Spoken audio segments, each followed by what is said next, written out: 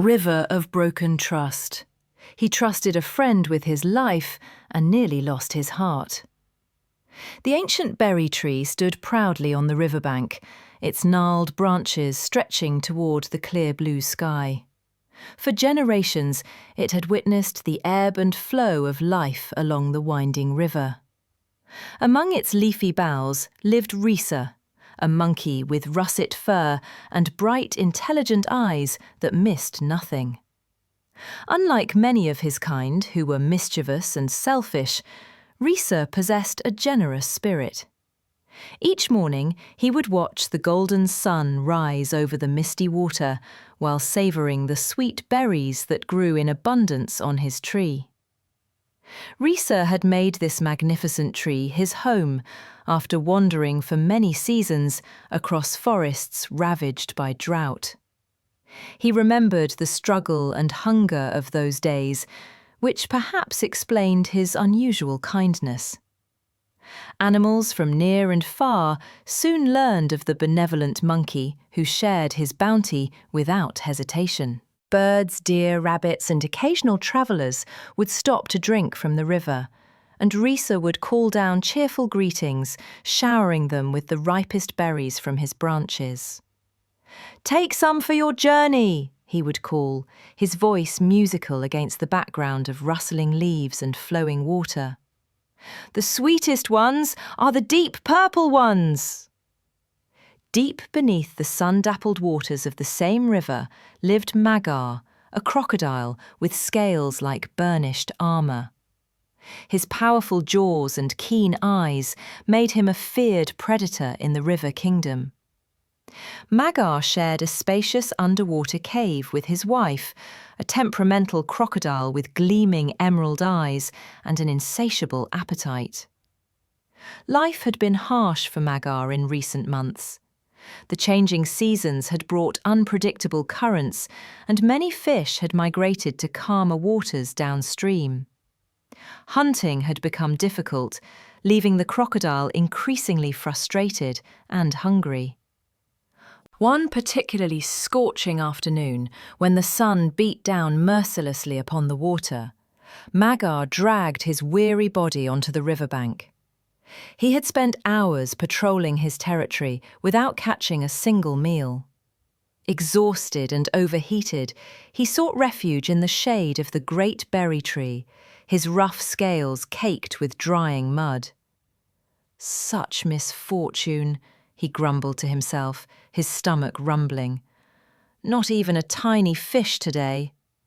He closed his heavy eyelids, ready to drift into a disappointed slumber, when a cheerful voice startled him. "Hello, friend. I am up here," called someone from above.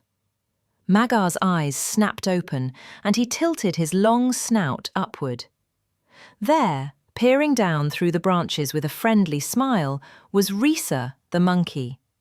Without hesitation, Risa plucked a handful of plump, juicy berries and tossed them toward the surprised crocodile. "Eat these," offered Risa kindly. "They will quench your thirst and give you strength. You look like you've had a difficult day." Magar, unaccustomed to such kindness, eyed the berries suspiciously before his hunger overcame his caution. "Thank you," he replied, snapping up the sweet fruits with his massive jaws.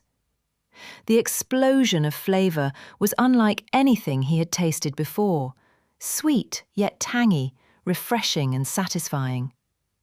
That chance encounter marked the beginning of an unlikely friendship. Each day thereafter, Magar would visit the riverbank, and Risa would share stories and berries from his treetop home.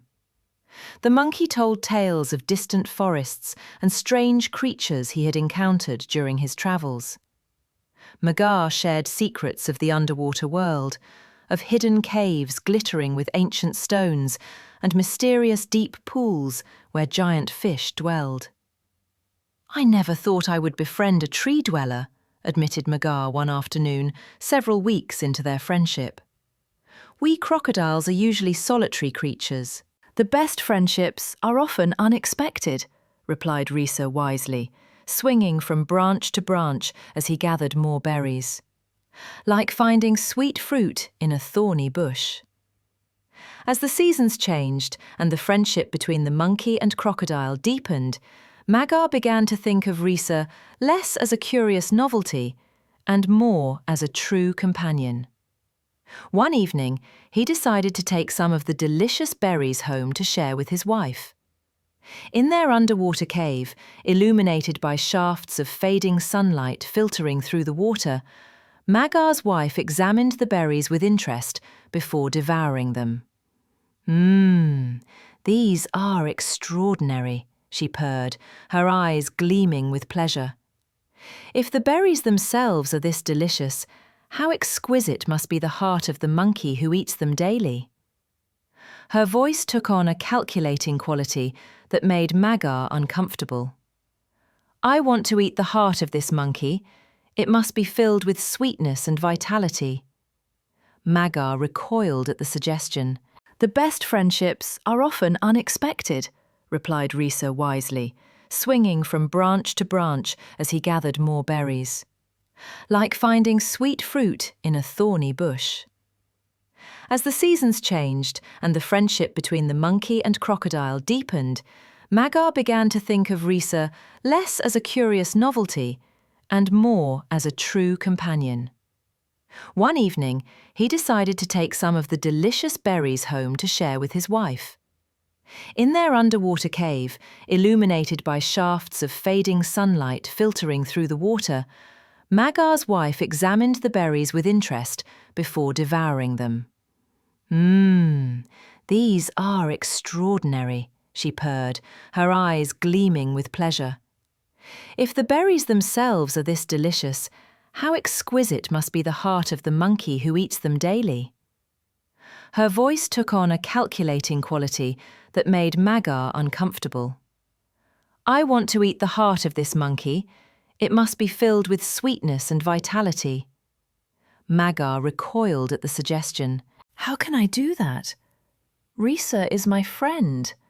We share stories and laughter. How could I betray him so cruelly?" His wife's emerald eyes narrowed dangerously. "If you don't bring me his heart," she hissed, "I will starve myself to death. Is this tree-dwelling creature worth more to you than your own wife?" For days, Magar avoided the riverbank, torn between loyalty to his friend and obligation to his wife. Eventually, driven by her relentless demands and threats, he reluctantly returned to the berry tree. "There you are, my friend," exclaimed Risa joyfully, relieved to see the crocodile after his unexplained absence. "I feared you might be ill or injured." Guilt gnawed at Magar's conscience as he forced a smile. "Not at all. My wife, she loved the berries you sent.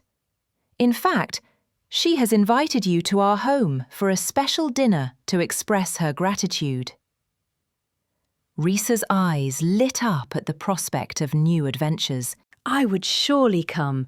I've always wondered about your underwater home." His expression fell slightly. "But I cannot swim, and you live in the river." "Do not worry," assured Magar, extending his broad, scaly back. "I will carry you safely. You can trust me." With innocent trust, Risa leaped onto Magar's back. The crocodile waded into the water, his heart heavy with shame as they left the safety of the shoreline behind.